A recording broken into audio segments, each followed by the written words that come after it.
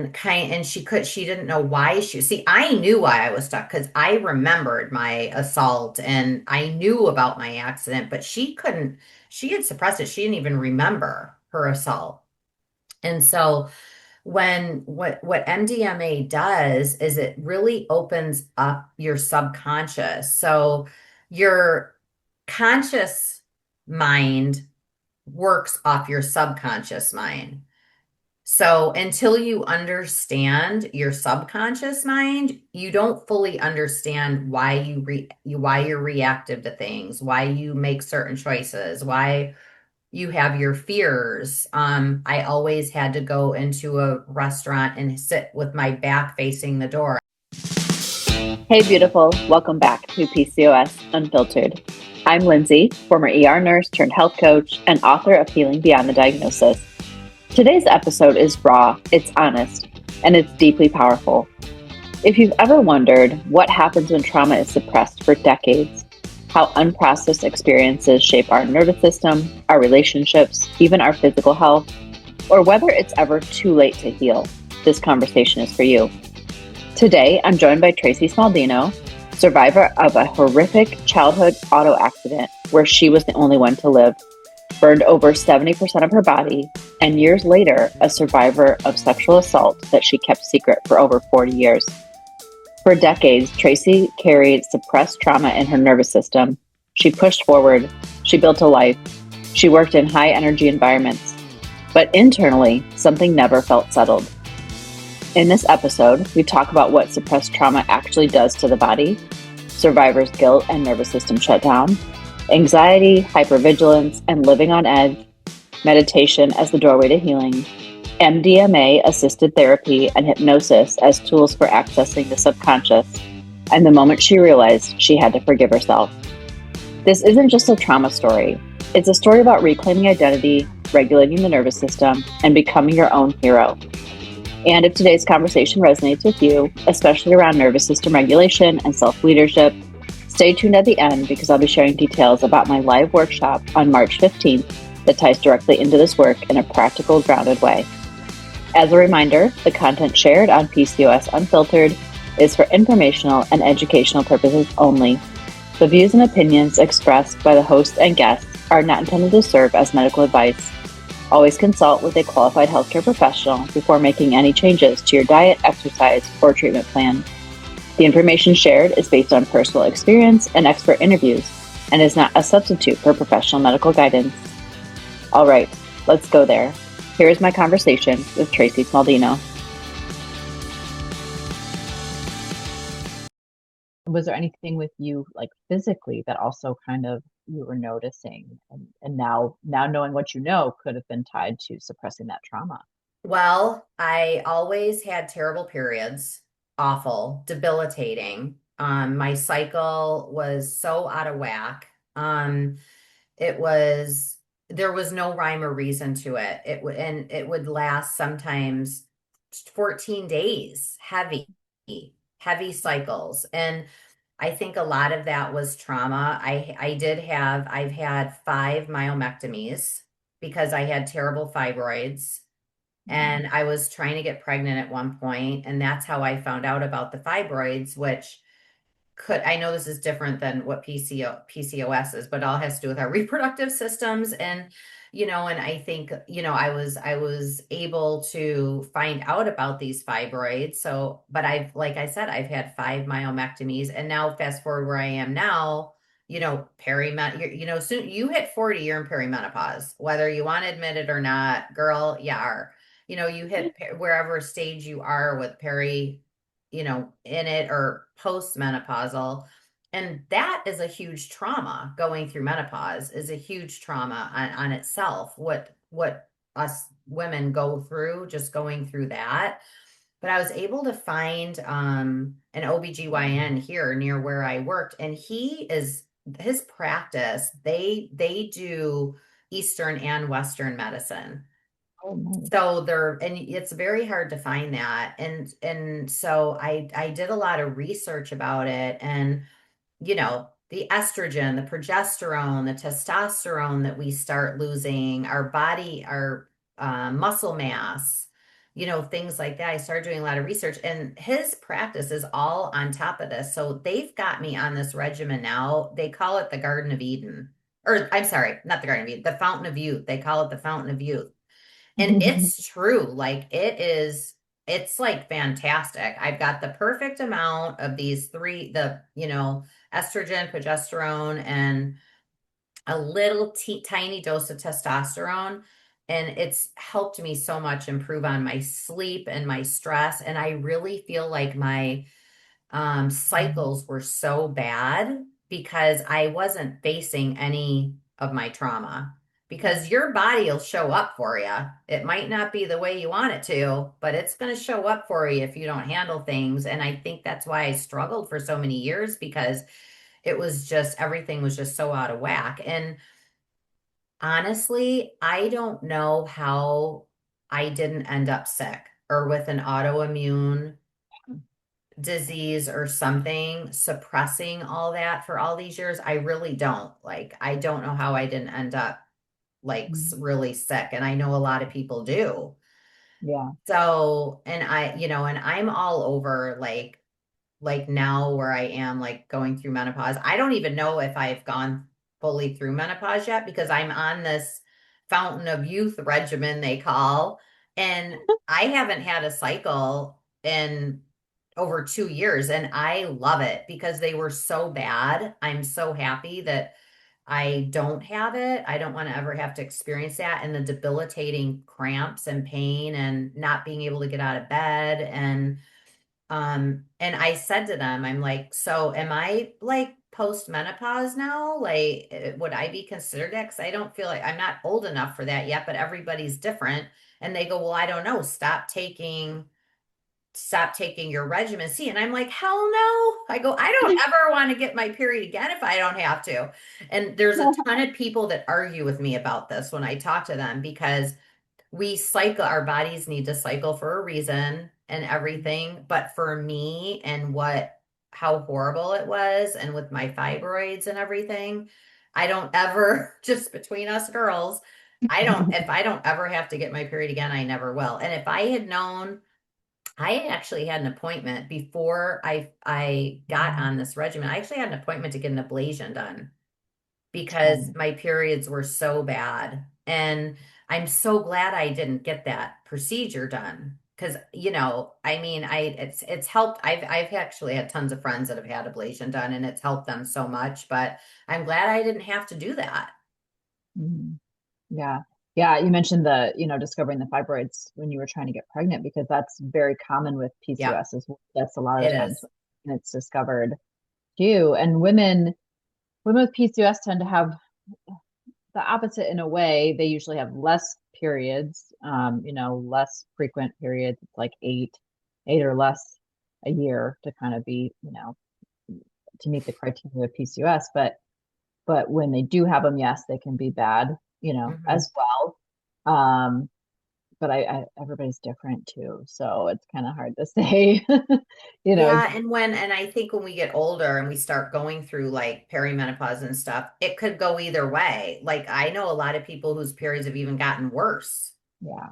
going through menopause. Like they've gotten horrible. And so and there is no right or wrong to deal with it, but for me personally, this is what's worked for me. And they're really, what I love too about them is I've got my patch, and then and I'm so happy that I've got that because then it doesn't filter through my liver. And, I'm trying to keep my body healthy that way and be cautious of what's filtering through my organs and things like that. And I can talk to them about that. So there's so much information out there now on all of this. You don't actually need to find OBGYN to get the treatment you need. I just happen to find his practice is, near where I live, and they practice both of these. So it was really nice. And so that not having to deal with that has helped with my mood swings. a lot too with especially dealing with trauma and recovery and additional stress that, gets added on in your life. It just you can't think clearly if you're not at a good place mentally. Yeah. Oh yeah, for sure. I do want to talk a little bit more about the MDMA Yeah. therapy. So, like you said, talk therapy might work for some. The hypnosis might be good for Mhm. some. I've even had somebody on that's talked about tapping, that can Yes. also help with traumas too. So there's so that as we as a society have talked more about trauma and emotional health, I think all these things are coming about. What was kind of like maybe the deciding factor for you, or do you want to just talk more about MDMA, like, the criteria in general for people that might be wanting to explore something like that? Yeah, for me, I'm kind of the type of person that with the MDMA, I guess I was intrigued. And if you can pique my interest in something, I'm gonna, like I said, I went down a huge rabbit hole with it. And I was very intrigued when I'll show you the book. It's right here. It changed my life. And if you haven't read it, it's fantastic. It's called The Tell by Amy Griffith. And I mean, this book, one of these days, I'm going to meet this woman and give her a hug because she completely changed my life. But when she was describing, the MDMA, actually, I believe her husband had heard about it and turned her on to it. I believe that's kind of how it happened. And she was very open because she knew she was stuck and she didn't know why I knew why I was stuck because I remembered my assault and I knew about my accident, but she had suppressed it. She didn't even remember her assault. And so what MDMA does is it really opens up your subconscious. So your conscious mind works off your subconscious mind. So until you understand your subconscious mind, you don't fully understand why you're reactive to things, why you make certain choices, why you have your fears. I always had to go into a restaurant and sit with my back facing the door. I never wanted anything behind me. Another, trauma trigger kind of thing. I'm still like, I was never very trustworthy of people. I had a lot of trust issues and things like that. And so I was very intrigued because I knew that I had a lot of work to do and I had already started that journey. So I had already been 3, 4 years into my meditation journey and doing a lot of internal work. So I wouldn't recommend it just right out of the gate for somebody. I think you do have to do Mhm. a little work beforehand to get yourself, I guess, mentally and emotionally ready for something like that. Because if I had just, well, this is unfiltered. If I had just gone balls to the wall and said, 5 years ago and said, I'm going to do MDMA and this, that, I would think I would have had a much different outcome. But because I had already done so much work, and I think the universe like works for us and God and magical ways, and I was ready, and that presented itself to me, and I just knew. And when I was reading about it, I was like, holy crap. And I had never heard about it before. And but everything that was described, I was like, I feel like I just knew in my heart it was gonna, this is what I needed. I'm the type, everything I do is hard and everything in my life, nothing is easy. Like if something's going to happen to me, it's going to be like worst case scenario. Like for instance, I had all four of my wisdom teeth taken out at once. Guess what happened? The all four were impacted. I got an infection. Everything that could have gone wrong would go wrong. And that's just typically nothing is easy. Like I always have to learn the hard way. So I'm like, you know what? I'm going big or going home. I'm just going to do it. And that was kind of the attitude I had with it. But I just knew. And then when I found this therapy center, she paired me up with Allie, my therapist. And she just knew who the right person for me was. And that's the biggest thing is you need to have full trust in your therapist who's guiding you through the journey, because otherwise it's not going to have the effects that you're going to want it. And she and I had that rapport, and I still talk to her. We don't have counseling sessions, but when we meet, we do breath work, we meditate together, we journal together. She helps me dive deep into like my inner child and things like that now. But it was so, and now I'm reading more about Vizethann, and I'm like, well, maybe I'll try that, because now that I was able to kind of see, 'cause it's almost like an out of body experience. You're on literally on the outside looking in at your core being and your core self, and it's such a beautiful experience, though, to be able to do that. I keep saying it was such a gift. Like, that's all I say is it was such a gift, because I was like, I can't believe like this. I've got so much clarity. It all makes sense now. And so it really wasn't a scary, I mean, I was nervous just because you don't know what you don't know, right? Yeah. But Yeah. if I were to do it again, and I've talked to Allie about doing it again, maybe, I don't know, in a couple months or something.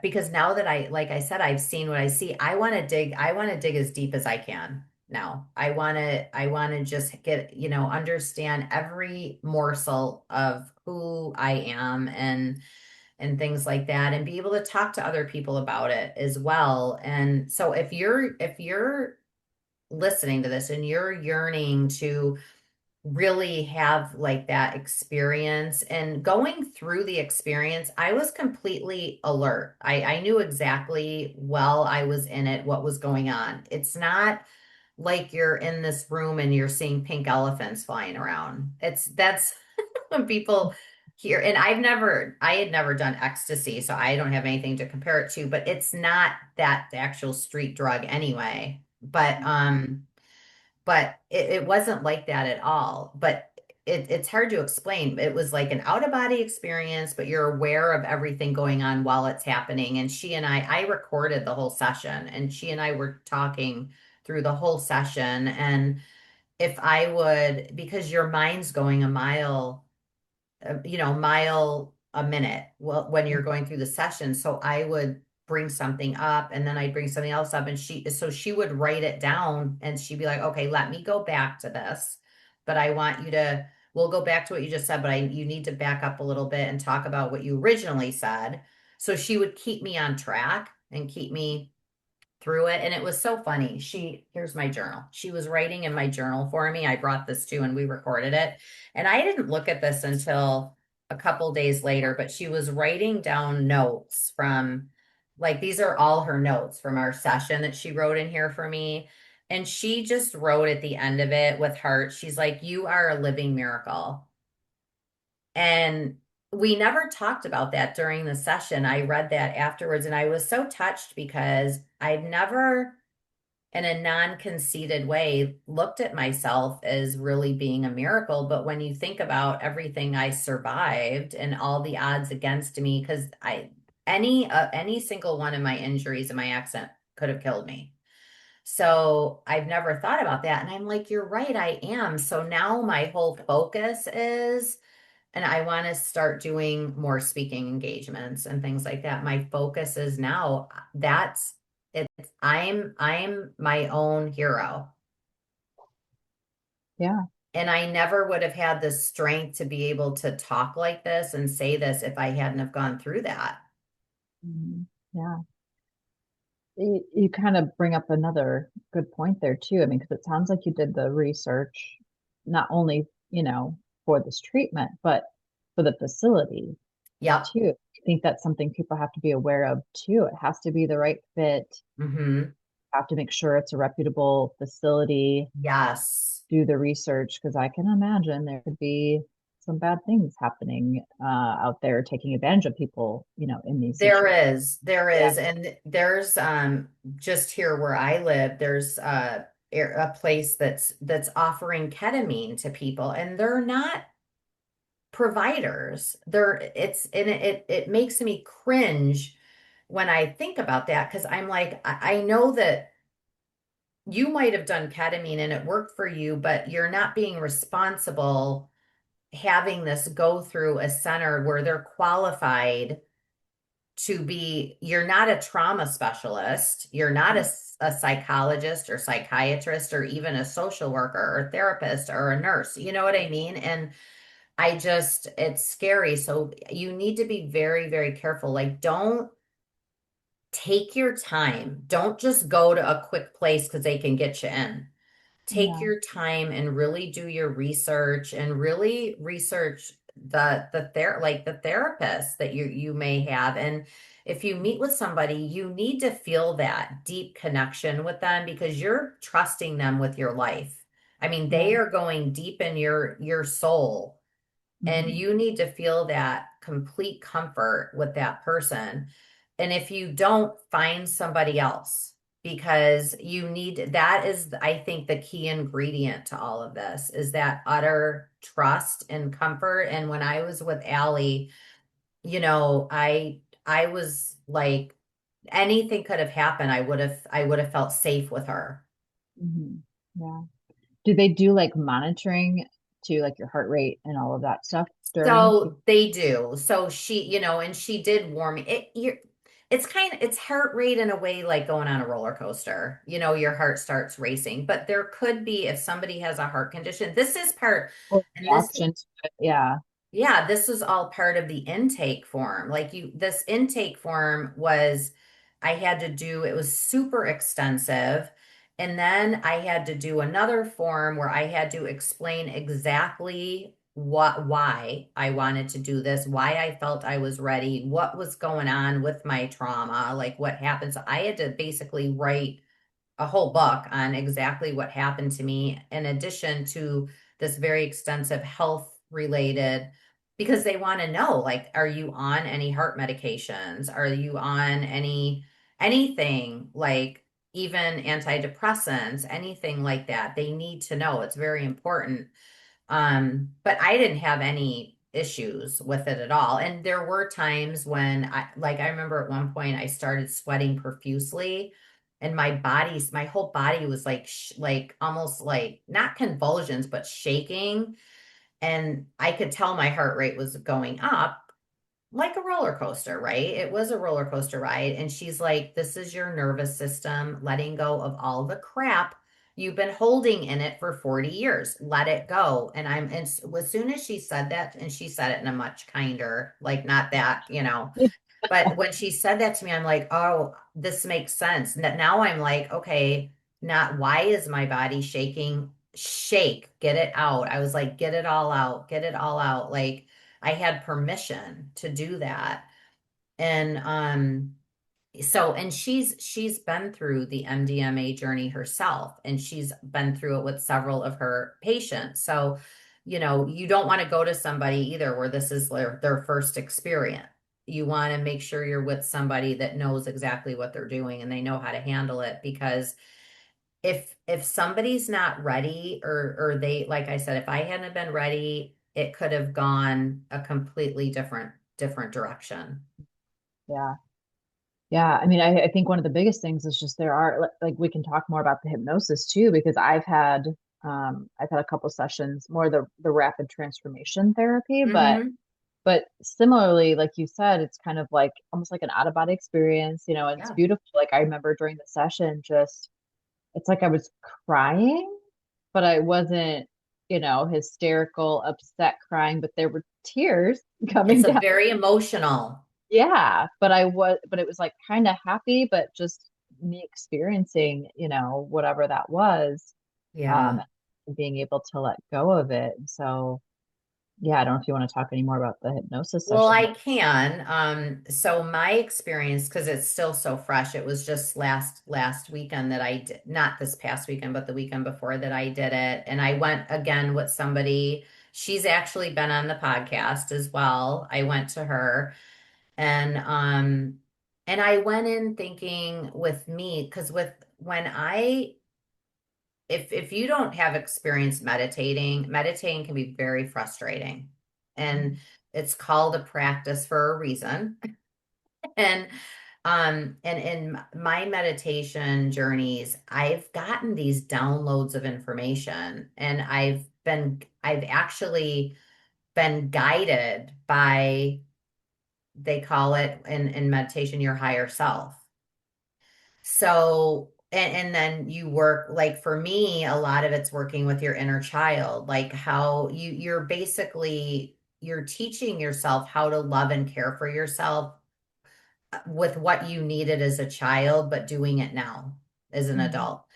So whenever I meditate, I'm always like focused on my inner child and being guided. And so when I went into this, I was very specific when I went into this hypnosis session. I go, I want to get in touch with my guides and I want to see what else is out there for me, because I was kind of thinking maybe they could show me the next step, like what I'm supposed to be doing in my life. Well, that's not how life works. You can't pick and choose. Like, but what happened, Lindsie, I did get in touch with my, like, I guess you'd call it my main guide. And it was a female, like a female energy source, because you could have, it could be female or male, or you might not even know, but it was definitely a female energy source that guided me through this journey where I saw things that I never, like, for instance, and it was a beautiful experience. The whole experience was beautiful. And it's very emotional. Like you mentioned, there were tears happening because it was such a emotional, beautiful thing. But one thing that she showed me is that after my one cousin who passed away, he was with me the entire time in the hospital room. I was standing out like in front of my hospital bed. I was completely bandaged, head to toe, of course. But I was standing in my hospital bed looking at myself, like again, out of body kind of experience, looking at myself in the hospital, all the machines, everything.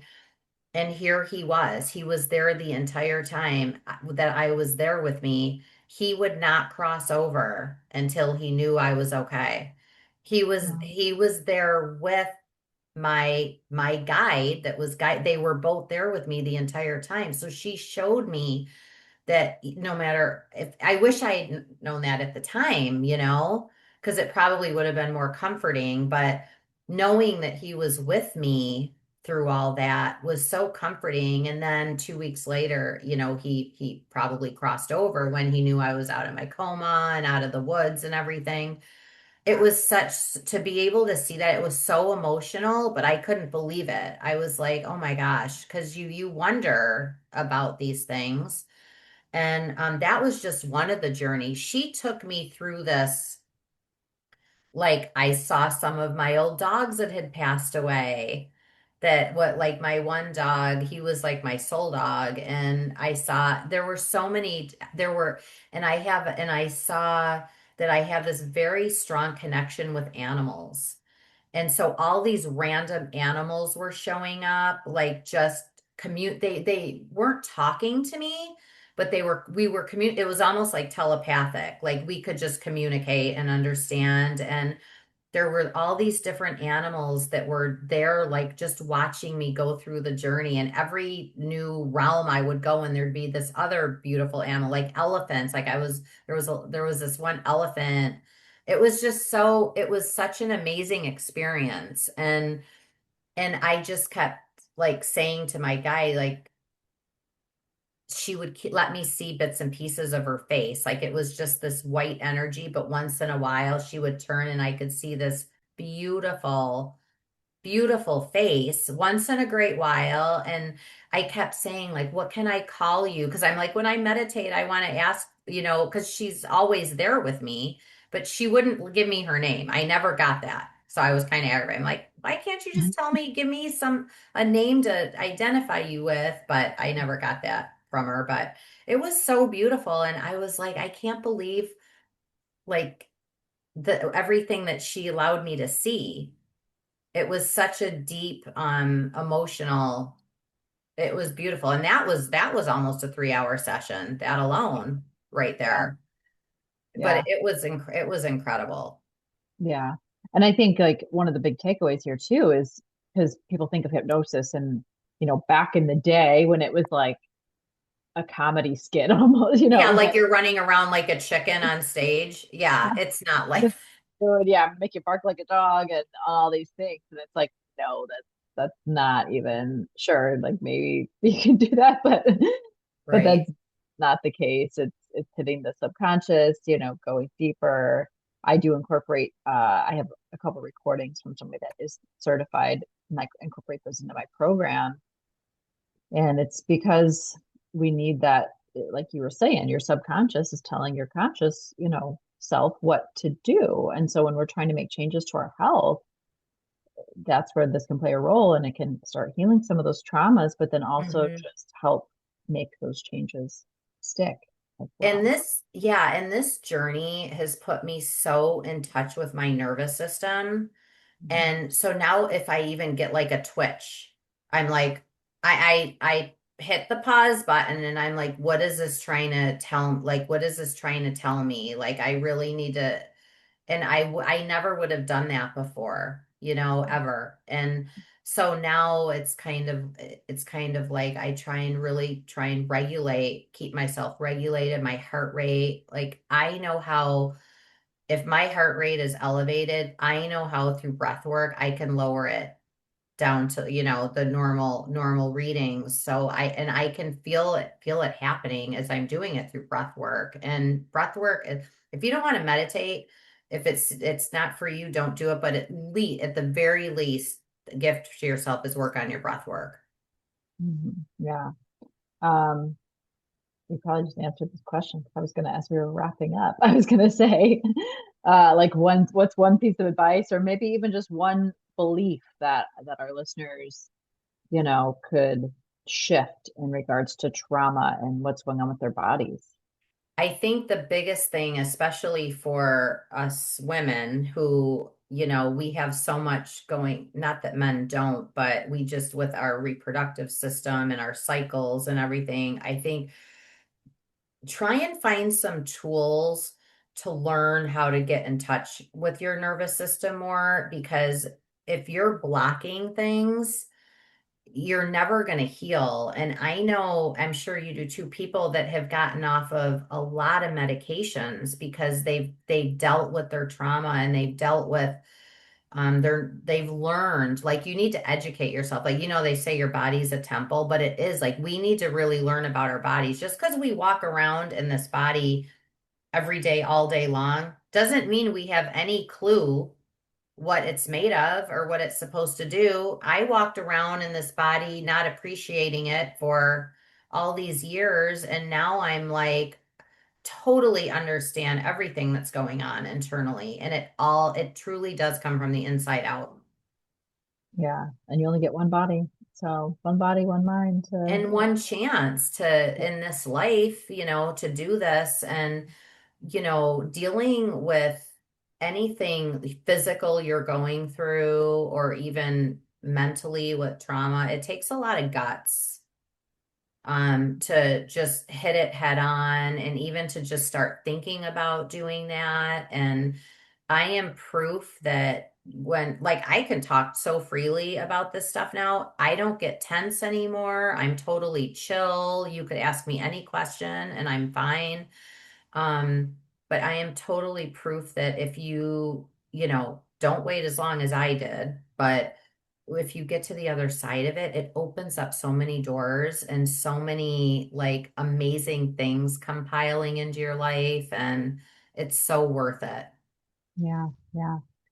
I really, really appreciate you sharing your story. You Yeah. mentioned podcast. So, and how can people find the podcast and just connect with you if they're looking for you? Yeah, so the podcast is Trauma Rock Stars and it's on all platforms. And same thing with socials, Trauma Rock Stars and on all socials. And if you want to get in touch with me, I will be actually answering. It's not a AI or somebody that works for me. I actually reply back to everybody that messages me, whether it's through socials or you can email at podcast@traumarockstars.com. Awesome. Love it. Well, thank you again. Thank you so much for sharing, for being here. Yeah, I really, really appreciate it. Yeah, thanks so much, Lindsay. This is great. This conversation, Tracy's story, is a reminder of something I say often. Symptoms don't come out of nowhere, they're messengers. So, whether it's anxiety, hormonal chaos, debilitating cycles, sleep disruption, or just feeling constantly on edge, your nervous system keeps score. And what I loved most about Tracy's story wasn't just the trauma she survived, it was the moment she decided, I can handle this. I deserve clarity. I'm ready to meet myself fully. That shift alone changes everything. Healing doesn't have to look one specific way. For Tracy, it included meditation, MDMA-assisted therapy, hypnosis, journaling, hormone support, breath work. For someone else, it might be talk therapy, somatic work, tapping, nervous system regulation, coaching. But the common thread? You cannot bypass the nervous system and expect the body to feel safe. And that leads perfectly into what I'm teaching next. If today's episode made you realize how much your nervous system drives your choices, especially around food, stress, or self-sabotage, this workshop is for you. Inside From Mindful to Mindful, we're not just talking about mindful eating in theory. We're learning how to regulate your nervous system before making food decisions, identify what kind of hunger is actually driving you, maybe physical, emotional, or stress-based, and create simple rhythms that stabilize blood sugar and hormones. This is where mindset meets metabolism, because consistency isn't about discipline, it's about safety. And when your body feels safe, change sticks. You can register through the link in the show notes. We are going deep, but in a grounded, practical way you can actually apply. I hope to see you on March 15th at noon Eastern for our live workshop. Now, lastly, if you loved today's episode, share it with someone who needs to hear that it's not too late to heal. And if Tracy's story moved you, connect with her at Trauma Rockstars on all platforms.